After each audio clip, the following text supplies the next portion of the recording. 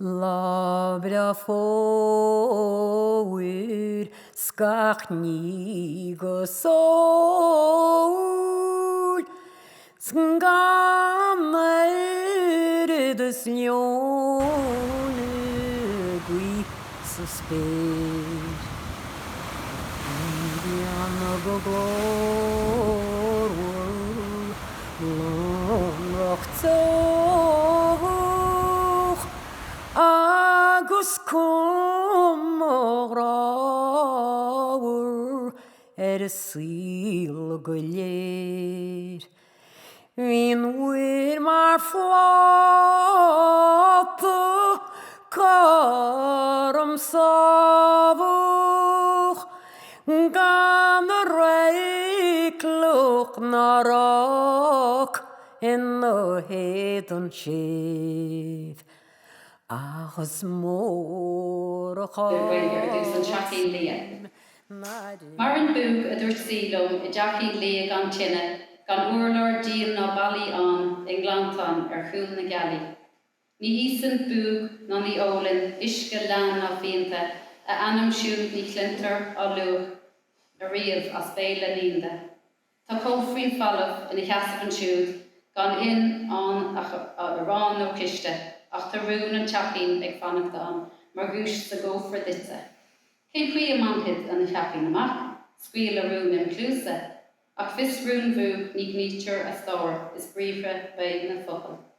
Padrín na paidir fós ní leor, na dlíthe dorcha an tréide, ach síl an staire id chríostig chuig a cheachín chúl na gealaí. And the English version then of is the grey house. A wise man told me that Boog lives in a grey house without a chimney, no roof, no floor, or walls there in a valley behind the moon. Boog does not eat nor drink water, nor beer nor wine. In the words of children, you can't see his face. There is an empty closet, no bread, no butter there, where there is a treasure for you, the secret of his little house. How do I get to his little house? And tell me, what is the secret? You will not win that treasure, with stale formulas or with words. Prayers also will not serve. The laws obscure the way. Only the stairs of your heart's desire can bring you to his secret. So I think that's a lovely poem there. Dad always encouraged us to question everything and not accept injustice. We grew up as an Irish-speaking atheist family in a Dublin suburb in the 70s and 80s, so that didn't really go down well with most of our neighbours, as you can imagine. We never really fitted the mould and had many a scuffle, and that wasn't just the kids defending our right not to be ostracised. The last few months has inevitably brought back to mind some of the antics Dad used to get up to in asserting those rights. At the time, as a child, I remember being absolutely mortified, but now I'm very proud of the difference, and I'm sure they helped to shape me as a person. One of my favourite memories, and Éamon alluded to it there, is when the TV inspector used to call. This was around the time when there was an ongoing campaign that Dad was part of to get an Irish language station. Boycotting the television licence was rightfully one of the strategies being used to force a reluctant government to provide such a service.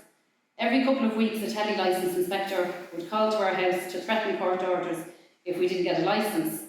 The poor praetor would start out all assertive and authoritative, but would soon retreat after a few minutes, a shell of a man, bumbling his cúpla focal apologetically, while Dad, using his most extravagant and thickest Connemara accent, would basically tell him what he could do with his licence. He always asserted his right to speak Oscailga in every opportunity he had, and it got us all into many a scrape, including with the guards, many a time. I'd say he got more tickets on the car because he refused to speak in English, and sure they'd check everything then, the tax and everything, and would find something that was wrong with it. But it's something to be proud of and an important lesson he taught us as kids. He had the freedom to imagine an Irish-speaking Ireland and wasn't afraid to fight for it. Is a Padger an Ille and Daradán a Taraunaha agam chun léimh nocht, léimh disheog smidg scapa a chuid lúfracha. Léireann sé faoin neamh bhásaigh nó immortality an scríbhneoir trí a chuid scríbhneoirta. Nach maran na flachartach trí na scríbhneoirta agus focail, sílim go maran agus sin a bhuiar smína Dad faoi leid. Scríbhneoir leis an dáin sin. Padger an Ille. Tógan sever tampil de dhia a céir de dhéantas mise Féile. Chulbha mo chosc mo chorpa scrín, clíomháin mo chligan don leanamh íosa. Sé mo éireacht tost, sí ciúna mo cheann, ach sé dán mo faidir ag glús chríosta. Champel clice, tréigfar, leagfar, mo faidir níos grisfar ag sín nó dihil. So, bag men sin é gur míle Laud Viedus Martyr Roedd Barbara faoin geol yn na garad is na golwg. Na garwad is na golwg. Her túrtalte ag rince haar tímpel tinne chrába.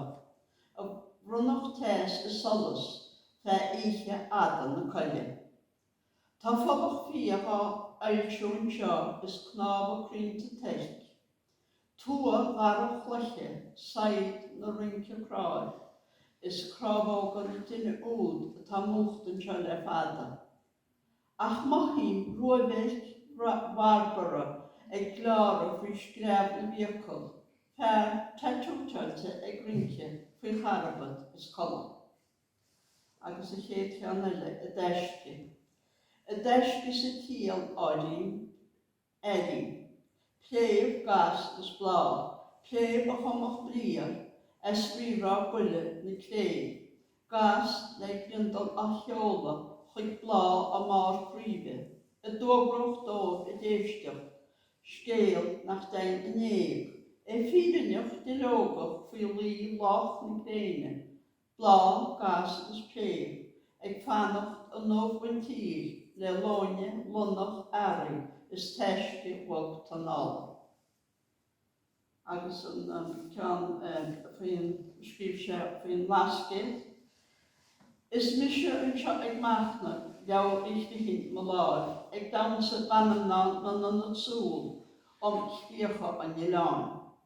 Sin an gálaí in iascair is éir fear leis an bósta daoineach. Is an crug mór cloch scoil an páidirí William in Pímpol. Nach dod an níomhóg nóna de bid, hí an Thomás Mac Síomóin an Thomás Mac Síomóin an róidín gort ón gaiir. Gáidan an bhuiid faoi íon gréine, ceann scéthe is bín iarmada. Ach rís tá forach pliste ag feo tost an choilech na muintere. Tá tost go muiriscéal, tá tost ar choilech na muintere, ní mecha maithí gailan na mó. Oil is é an tost an rís na bólaí hús ní chlintir órán na muintere. An gadaí gan géim ní rán na léin sa báil fála tí bhíar den tíirech.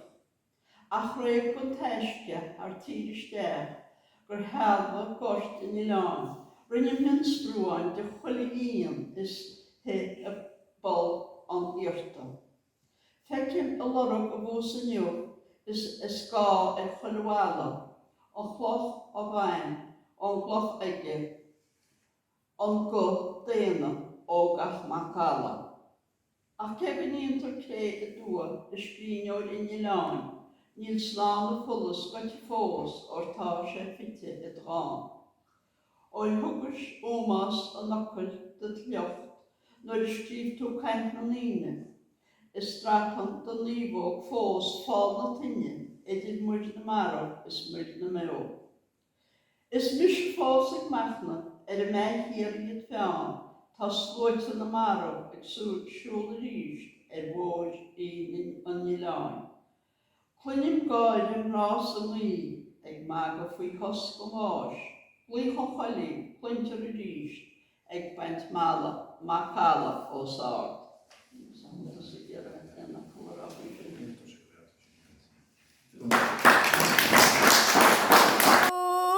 Manum na chláidir Faced with a pressing need to alleviate overcrowding in the central Dublin city area and eliminate tenements that house much of Dublin's working class, the farms of rural Ballyfermot beyond Inchicore to the west of Dublin city were acquired by the urban authorities in the 1930s. They were developed into suburban housing estates, needed to ease the post-war housing shortage. The first estate was built in the late 1940s at Ballyfermot Lower. During the 1970s, Ballyfermot suffered from unemployment and a lack of facilities and opportunities for its residents. However, contemporary Ballyfermot possesses a range of education and recreational facilities. Nevertheless, Ballyfermot, to borrow from the lexicon of the renowned English journalist Owen Jones, author of Chavs, The Demonisation of the Working Class, was regarded by non-residents as the Irish capital of Chav. In this groundbreaking work, Jones charts how the British working class Chavs went from being the salt of the earth to being the scum of the earth. This caricature, based on media obsession with the evils of an indigent white working class, is used by governments to avoid social and economic problems and to justify inequality. Friends of mine, Micheál, Antoine and myself, all Irish speakers, were approached by Ballyfermot acquaintances in 1995 with a request to hold Irish classes on Sunday mornings for interested working people and pensioners from the area. All English speakers were keen to learn the Irish language. There were suitable premises available for this purpose, namely the comfortable licensed premises of the Liffey Gaels GAA Club, situated on the Inchicore Ballyfermot border. If the class commenced at 11 a.m, it was suggested, and ended at 12:30 p.m, its termination would coincide with the opening of the club bar, a happy event that would facilitate continuation of said class but in a more informal and relaxed social atmosphere. Summers excluded, I trudged out every Sunday morning from central Dublin, where I then lived, alongside the River Liffey, passing Kingsbridge railway station and onwards to Liffey Gaels clubhouse, where the other teachers and a group of eager learners awaited us. Much of these learners had acquired almost no Irish from their early primary schooling. Furthermore, from the point of view of the teachers, though the teacher-pupil ratio was replaced by a friend-friend one, there were no suitable texts adequate for our purpose, so we ad-libbed to a large extent. In time, with the expansion of numbers attending classes, some of the pupils became teachers. A thoroughly useful and enjoyable feature of the school year for both students and teachers, paid for by the class itself, was the annual stay in the Gaeltacht. Thus it was we visited and stayed in hostels or lodgings with local people in the Glan Columkill Gaeltacht in South West Donegal, Scully Hine in the Carrua, West Galway Gaeltacht, and in Rathcarn Connemara Gaeltacht in nearby Meath. Thus the students experienced the salient features of two major Irish dialects, along with Gaeltacht social life, a veritable terra incognita for many of them, and of course the tastes and effects of sundry local brews. Such was the enthusiasm of our students for Irish and the bonding that the classes engendered that they decided to attempt to proselytise in their area.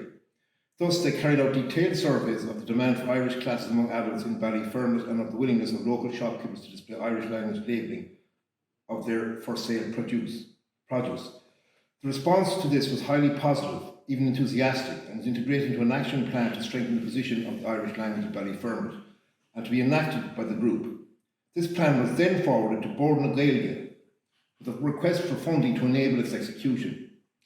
To my knowledge, we never received a formal response from on Bord. All the money available for such projects went to Tibbrith Ard na Caint, an initiative to promote the speaking of Irish in Tipperary for the second year running. It was relayed to me that an officer of Bord na Gaeilge was heard to comment, "What business have they, Ballyfermot people, with reviving Irish?" insinuating that Ireland's notional first language cannot be a valid concern of working class citizens. I was to discover, as we shall see, that this attitude was by no means acceptable in the broad Irish language movement. Another possibility is that the board had become acquainted with the left political leanings of some of the teachers. These would not have been welcomed by Bord na Gaeilge and by highly influential members of the broad Irish language movement. In Ireland, one's ideological leanings, no matter how carefully guarded, become the common knowledge amongst employers and others. How could it have been otherwise? In my case, with a special branch car almost permanently parked just up the road from New Books, a left-wing bookshop in East Eccles Street, Dublin, that I frequently visited, and that also happened to be the Communist Party of Ireland headquarters. There were various straws in the wind, thus the ubiquitous radio and print journalist and fount of hot political gossip, Hunchig Macanisa, with whom I drove from Berlin to Halle near Leipzig, in the then DDR, to deliver a lecture, would have been very well aware of my political adherence. He was in almost permanent close contact with leading members of all political shades of the Irish language movement. By no means a secretive individual, he often took an impish delight in letting cats out of the bags. In other words, I suggest that the merest hint of leftist involvement in the modest Ballyfermot language movement may have triggered a negative response to our request for funding to develop Irish in the area. A rural initiative, Tibbrith Ard na Caint, had already received previous grant from Bord na Gaeilge, but now they were granted another. Financial assistance for the Ballyfermot project was refused. Our experience with the Liffey Gaels classes made me reflect on the efficiency of our teaching programme. To expect speakers of a relatively non-inflected language, English, to adapt easily to the totally unfamiliar norms of a highly inflected one that is riddled with exceptions to its rules, namely standard literary Irish, is unrealistic and counterproductive. The results of Irish language tuition in most non-Gaelscoil secondary schools confirm this. If native Gaelic residents speak a much more strictly structured Irish, if learners were exposed to this form of the language, their speed of acquisition of colloquial Irish would be much more rapid.